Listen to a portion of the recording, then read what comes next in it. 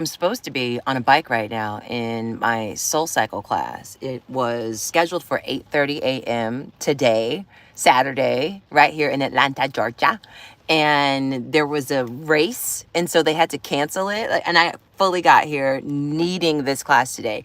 I often post motivational words and uplifting and encouraging words after I leave SoulCycle because they give that to you in there. During the classes, the instructors are always saying something that really touches or resonates with how I'm feeling. And I know there are so many people out there who aren't in the studio with us, who really need that hope and encouragement and positivity and optimism because of how crazy this world is that we're living in right now.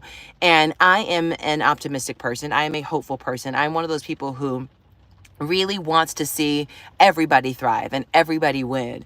And in any way that I can be instrumental in helping people find their joy, get unstuck, I'm going to do that. So that's oftentimes what I come on here to share. I also like to share funny lip syncs. I don't know why I'm really good at doing lip syncs, and I'm not going to say that I'm the best at it, but I'm probably one of them. Your girl loves a lip sync. Maybe it's because I've studied the way people move their mouths and the rhythm with which they speak and their tonality that I am able to pick up a lip sync so quickly. Oftentimes I am not just listening to the way someone says something, I'm watching how they say it, I'm watching the mannerisms that they use, I'm watching even how they breathe and listening to that as well from the very first time I hear somebody say something. Maybe that comes from my years of being a reporter, a journalist. I am eternally grateful for the life that I am living right at this moment. And I feel most of the time that I'm living in abundance and that I am worthy of that abundance. And I also feel a little guilty, quite honestly, for all of the abundance in which I get to exist because I want everybody to exist in abundance. I think that everybody deserves to live a life without worry and stress and sadness and cruelty and hunger. I don't want anybody to feel like they are not deserving of being here or that they're too late to have the life that they want to have. I'm 43. And oh, there's 6 people in the room. What's up, Star? What's up? See, and y'all getting your girl on a Saturday morning. Normally, I would not be here on a Saturday morning. Hi, King Gilliam, Monkey Dude. Y'all have some fun handles. Y'all have some really fun handles. Kalia Stolen Work said, hi guys. So y'all know I'm new to live and I don't really understand how all of the like saying hi, like I'm physically waving to y'all. King, am I saying it correctly, Gilliam? I'm doing all right, honestly, today. It's raining, as you can see, where I am. I don't know where any of y'all are. Tell me where y'all are in the comments. I would love to know. Luca, 214-330-800-4. I know that's not it. Gross. I'm not going to say that out loud, Tom. Mike, good morning. Passing through. I appreciate you coming through and saying hello. Jacksonville. What's up in Jacksonville? Is it raining there too? Yeah, Tom, that was a nice try though. I applaud you for your try. It's like a middle school, a guy I went to middle school with saying something like that. Oh, good. I'm glad I'm saying it correctly, King Gilliam. One of the things that I love about a rainy day, especially on a weekend, when I know my husband is taking care of the kid, is that after this class, I can go home, take a shower, and get right back in the bed, right? So for those of you who just joined, I should be on a bike right now in SoulCycle, but they had to cancel class, the 8:30 a.m. class, because there was a limited access to get in here and park. And so people, oh, what's up? Star. Sophia, I think that is such a beautiful name. That is such a beautiful name. Oh, and you're in Virginia. Very nice. Very nice. I like Virginia. I've been up there a few times for work. But they had to cancel class. I was able to make it because I was able to maneuver my way around the cones. I don't know if the police were watching me, but they didn't follow me, so I guess I'm good.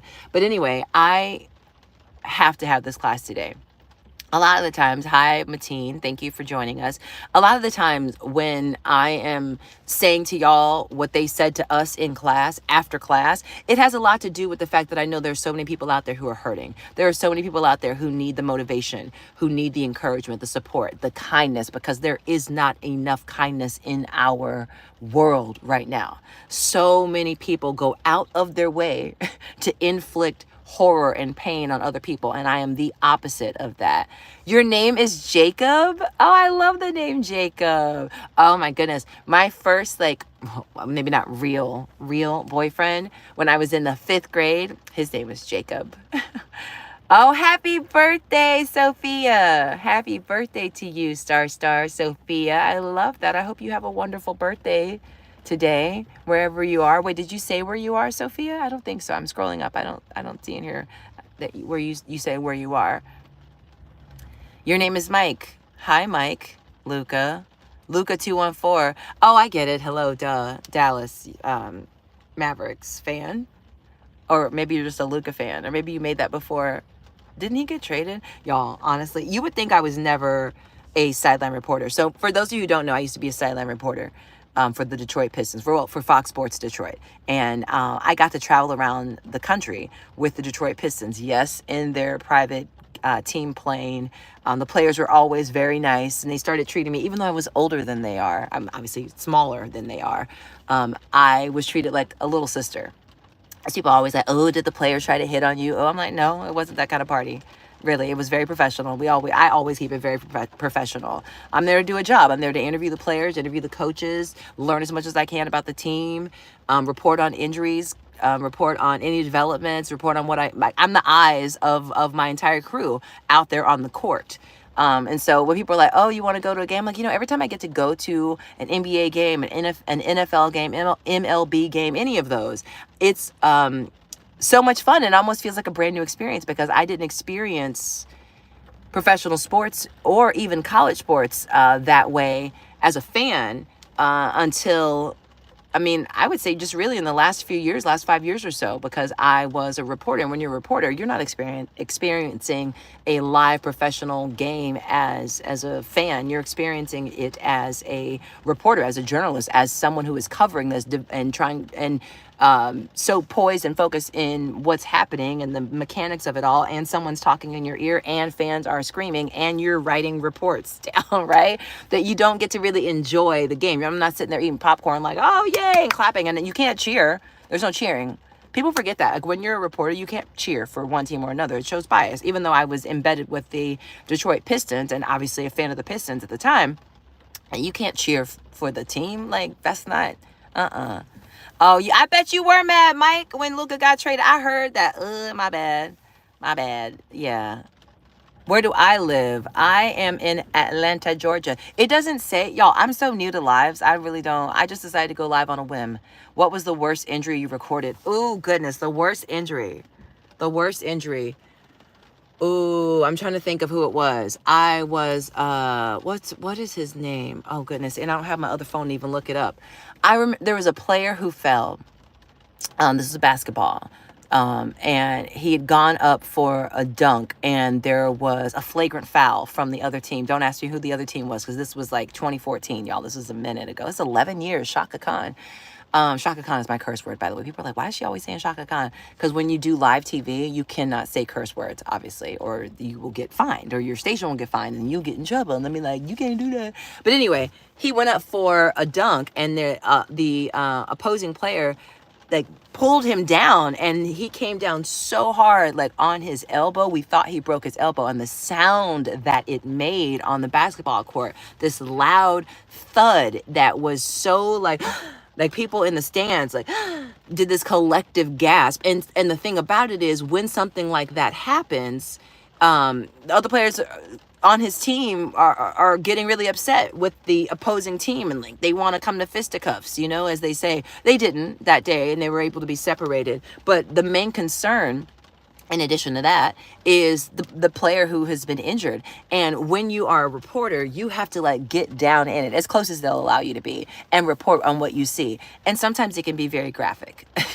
And that is not something I felt like I was prepared for in journalism school. I mean, how can someone prepare you for seeing graphic injuries and then reporting those? And a lot of people don't even think about that. As a reporter, or those news anchors who you watch on TV, even if it's your local news and you're like, oh, I don't watch the local news, I can't watch it, I turn it off, okay? But think about the mental stamina and the mental capacity of dealing with other people's trauma that a reporter or a news anchor has to willingly endure day after day, and to compartmentalize that. That is one of the reasons, that's really the main reason that I decided that I could not do, for my own mental health, news every day anymore. Even though my main role, once I left sports and went more into entertainment news, which is what my career has been for the last 10 years, the last 10 years of my career has been mainly focused on entertainment news.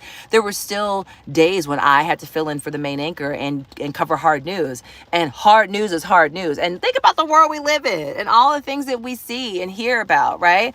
Think about all the things that you don't see and hear about. When you work at a major international news organization, which I used to, you are expected to know all the news that's going on all around the world, because you get inundated with emails and things telling you what's going on. So even if you don't want to know about it, you have to know a little bit about it. And that was one of the most difficult things. My favorite sport to watch as a fan is football in person. I love watching football. I think football is a lot of fun to watch. But I haven't been to an NFL game in a long time. And actually I like college sports more than I like pro sports, because there's still, well, there used to be, this love for the game and the way the fans are is very different. My favorite sport to cover as a reporter is definitely basketball. One, games are fast. Two, number one, it's indoors, so you don't have to plan for like inclement weather when you are covering a basketball game, because you're indoors, so you don't have to like layer up and all that. So love that. Least favorite, you didn't ask me, but I'm gonna tell you my least favorite. Oh, of course you play basketball, Mike, of course you do. I mean, Luca, hello. Yeah, I assumed. And then even your picture there is that Luca? It's so tiny, it's hard to see. What was I saying? Oh, least favorite, hockey, because I don't understand it. I've only been to one hockey game in my entire life. It was a Detroit Red Wings game. I mean, it was fun, but actually that's a lie. I lied. I've also been to a Dallas Stars game. I'm not a hockey fan. I'm not a hockey fan. I don't get it, and it stinks in there. It stinks. So I'm not a fan of funkiness or whatever. So Luca and Kyrie, I've interviewed Kyrie Irving. I've interviewed him before. He is very interesting. I will leave it there. Very interesting. People often ask me, like, who's the most famous athlete or who's the most famous person you've ever interviewed? Honestly, I forget sometimes because that I've interviewed so many famous people, because I don't think about their fame when I'm interviewing them. My job is to ask questions and get a story told, right? That's my job. And when I'm asking someone questions, I am not thinking about how famous they are. I'm thinking about, okay, what kind of answer are they going to give me? And I'm very focused and listening. To me, the key to someone who is really good at their job when it comes to being a reporter or being a journalist is an excellent listener. It's not about how much you can talk. It's about how well you listen, how well you understand what they're saying to you, and how well you are, or how well you ask follow-up questions. People think that journalists come in here with, and some do, with a whole list of questions to ask. If you come in with an entire list of questions to ask, I'm not saying you won't get a story told, but you're going to get the story told that you want to tell instead of the story that the subject wants to tell you. And in order to really get some good fresh nuggets that they're not giving to anybody else, they being the person you're interviewing, you have to be laser focused and present in that moment, asking them questions, so that when they say something that you weren't expecting them to say, you're able to follow up on that and say, well, wait a minute, you said when you were 8 years old you used to love grilled cheese sandwiches, but earlier today you said that you can't stand grilled cheese, or earlier today y'all had a team lunch and all they had were grilled cheese sandwiches. Obviously that would never happen in the NBA. And you didn't want one. Why not? Why don't you like grilled cheese anymore? That's such a basic thing. But if I had just stuck to whatever the line of questions that I was going to ask, I would have missed that. And there might be some gem in there. I know that sounds, pun intended here, cheesy, but you have to be laser focused and paying attention. So the best interviewers are really exceptional listeners. Okay, I play football and basketball and baseball and soccer, and most people don't believe me. I think that's amazing. And who cares if they believe you? Let them not believe you. You know what you do, Mike. You know what you do. So I'll answer the question that I asked since nobody asked me. I'm gonna tell y'all the most famous person I ever interviewed, ever. Well, there's a couple who come to mind. I've interviewed LeBron James before. I've interviewed Kobe Bryant before. I interviewed Cardi B on the red carpet. I've interviewed a lot of really famous people. I don't know what that word is. SUBED. I don't know what that word is. Ask me again in a different way. Yeah. So, but interviewing someone, one, you want to come prepared because people. Oh, here's the other thing that people always ask me. Isn't it scary being on live TV? No, not to me. Not to me. One, I've done it forever. It was scary before I did it. I think a lot of things are scary before you do them. But I mean, I've done live TV now for 20 years, so no. Oh, you subscribed, Luca. Thank you so much. That means a lot to me. Thank you. I'm going to be on 25 Words or Less again next week. And something new that's happening this season in 25 Words or Less is that so they tape 6 episodes a day of the show 25 Words or Less, and I'm going to do a full day, so that starts at like 8:30 in the morning, and then we're usually finished by 5:30, 6 o'clock, and 3 shows in the morning, then we break for lunch, then the 3 shows we tape in the afternoon. That 4th show, so the first show of the afternoon, is now going to be live on Zumo, XUMO. And I'm excited about that. I think some people are nervous about that. One, I love competing. I love competing. I love helping people win money. And it's just fun. I love game shows. And that was on my vision board, is to one day be on a game show. And the fact that I got to do it last season and help people win money, that was so exciting. And it's just so fun. It's so much fun. And it's a dream come true for me. But I get to do that next week. And then again, 2 weeks later, I get to tape, 6 more episodes. So really, really excited about that. I'm excited about this class starting in, it's like an hour and a half from now I'll be in class. But I feel like I've been so blessed in my life, and I want to continue passing that. Oh, Lord, don't look closely at the nails. The nails are jacked right now. Jacked. Oh, my gosh. I haven't gone live on YouTube in a minute. I haven't. Y'all ask me a question. Ask me a question. There's 2 of y'all, 3 of y'all here. Ask me something. What do y'all want to know? I just told you who some of the most famous people are who I've interviewed. I'm trying to think, because I don't think about someone's level of fame when I'm interviewing them. I'm very present in the moment and focused. Lots of NBA players, NFL players, but not people who are still playing. Well, I guess a few people who are still playing right now, but not a lot, because that was 10 years ago that I was. Kobe. Kobe was definitely the most famous person I interviewed. So I'll tell you the Kobe story if you want to hear it. Do I have any family or friend? Do you have any family or friends? I have tons of family and friends. Doesn't everybody?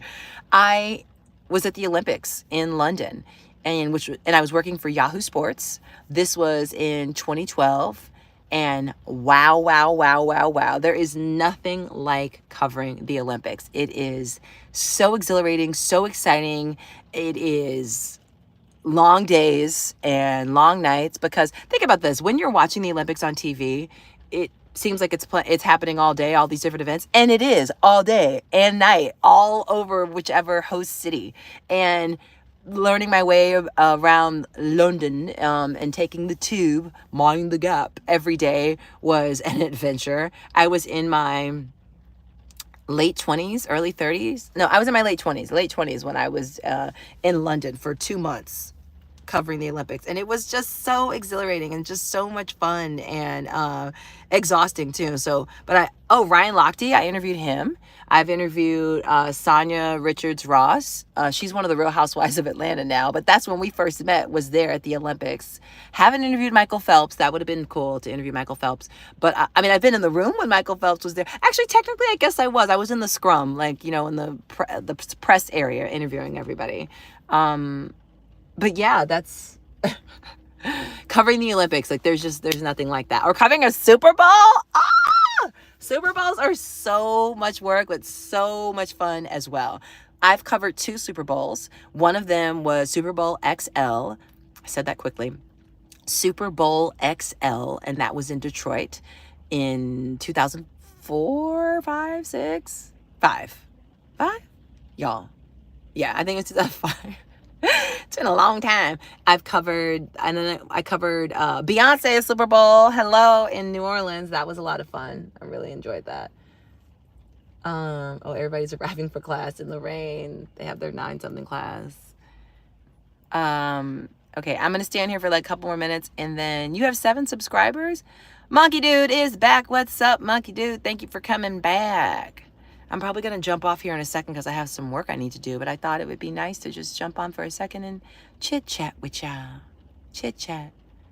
Going once, going twice. Monkey Dude, with just 16 subscribers, I'm here for it. That's great. That is so good.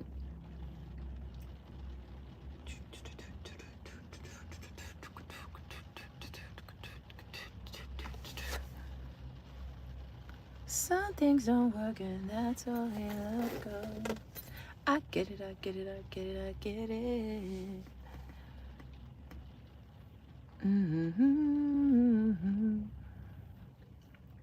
Can you get my number? I don't know how my husband would feel about that, so that's going to be a no. You want to go live, but you cannot? Why not? Why can't you go live? How many subscribers do I have? So the last time I checked, it was just around 4,700. So under 5,000. You don't have enough? What's enough, though? You know, I'm not measuring my success by the number of subscribers, and I don't think you should either. I can't tell you what to do, but you get to decide what you want to do and how you want to feel. I just choose not to allow a number to dictate whether or not I'm feeling successful, or something that says, oh, you only have this, or, and the word only, like only, you know, I think it's great that anybody subscribes, anybody. But I also think it's about the content. It's about, am I putting something out there that other people are interested in? Is what I'm giving you resonating? Is it something that other people would give a darn about? And if not, then why would you subscribe to me? I'd only want people to subscribe to me if they also feel if what I'm putting out there helps them and is positive and motivational or anything like that. 50 is a great number. 50 is a great number. It really is. YouTube is rather new to me. And I love it. And I'm a part of the YouTube creator community, which is such an amazing thing. Like, YouTube creator community. Thank you so much. But, YouTube has been great to me so far. They have been, very supportive in my YouTube creator journey. And I'm grateful for that. And I'm grateful for y'all. I'm grateful for anybody who decides to spend any amount of time with me, because we all have such a finite amount of time on this earth in the first place. So, yeah. Okay, so I'm gonna go. Thank y'all so much for being here. I appreciate every single person who jumped on the live with me. I hope y'all have a good rest of your day, good Saturday. I just pressed the X, that's all right. Bye. Bye.